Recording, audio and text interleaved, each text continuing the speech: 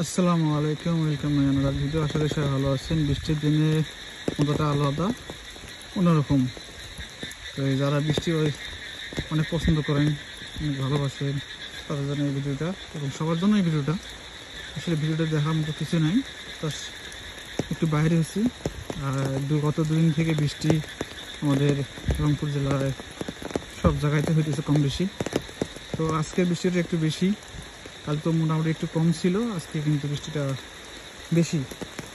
তো এর আগে একটা ভিডিও করছি, আর নদীতে পানি কীরকম উঠছে হয়েছে সেটা আপনারা দেখতে পারবেন। আর এখন আমি যেহেতু রাস্তাতে যাইতেছি, আমার জমির ক্ষেত্রে দেখি কতটুকু পানি হয়েছে।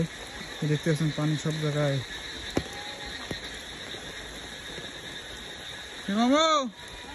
কি করেন? মাছ না আবার ঢুকছে ভূমি বাড়ি। এই হলো বর্তমান বৃষ্টির আপডেট আমাদের এলাকার।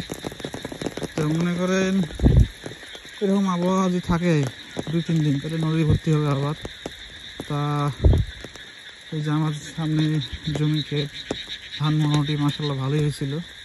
এখন বৃষ্টিতে কি হয় আল্লাহ জানে, এটার কথা।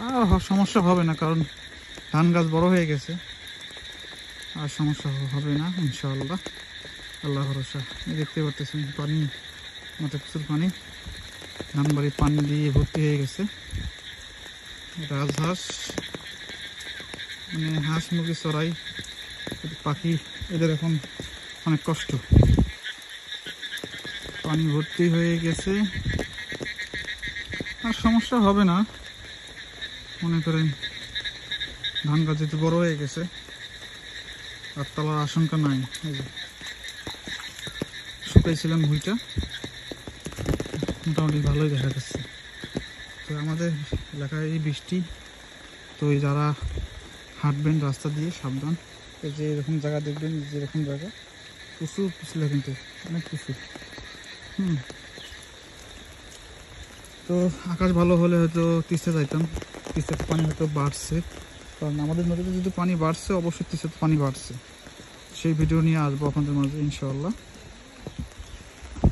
তো আমি একটু দোকানে পাওয়া যাই, যে এগুলো হলুদের গাছ। গ্রাম এলাকায় থাকলে অনেক কিছুই দেখা যায়, বুঝতে পারছেন বন্ধুরা। যারা আমার ফেসবুক পেজ থেকে দেখতেছেন এবং ইউটিউব চ্যানেল থেকে ভিডিওগুলো দেখবেন, অবশ্যই আমার ইউটিউব চ্যানেলটি সাবস্ক্রাইব করবেন, আর ফেসবুক পেজটি ফলো করে রাখবেন ইনশাআল্লাহ। তো ইনশাআল্লাহ সবাই সাপোর্ট করবেন। তো আর বেশি আর ভিডিও করবো না, ভালো থাকবেন, চেষ্টা করবেন। আল্লাহ হাফিজ।